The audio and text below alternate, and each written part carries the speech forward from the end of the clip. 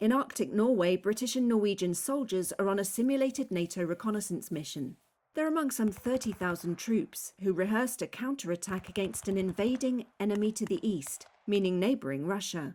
The main purpose is the deterrence, so the Russian will wake up in the morning and say that this day is not a good day to attack NATO.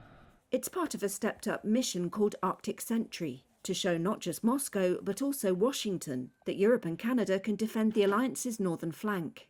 Secretary-General Mark Rutte announced it in February. We're negotiating right now for Greenland. As he lobbied US President Donald Trump to drop his designs on Greenland, which Trump said the US needed for its security. Rutte succeeded, but as Reuters found in interviews with dozens of current and former NATO officials and Arctic experts, NATO has work to do on Arctic defence, where Russia has raced ahead in the past decade. Mauro Gilli of the Hertie School. When it comes to the Arctic, I would say definitely sensing technology, so for monitoring the area. This is why a lot of investments by also Canada, Nordic countries, the US as well, focus on deployment of different type of radars to have a full picture on what is going on for threats, kind of cruise missile, ballistic missile, but also aerial activities. Similarly, sensing technologies for the underwater world. Meanwhile, Russia has modernized the world's largest ice-breaking fleet as climate change creates new routes. It has reopened dozens of Soviet-era bases in a region that provides the shortest path to the United States for its nuclear missiles. Russia's Ministry of Defense did not respond to a request for comment for this story. The Kremlin has in the past said the United States is stoking tensions in the Arctic. The High North has always been low priority for NATO.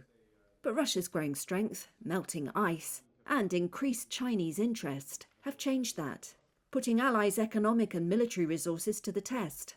It is welcome, arguably overdue, but welcome, that now NATO is focusing increasingly on Arctic security. Long-term investments will be needed in icebreakers, submarines, drones and satellites. That's as Trump has threatened to leave NATO altogether, and Washington is withdrawing troops, planes, ships and weapons from Europe.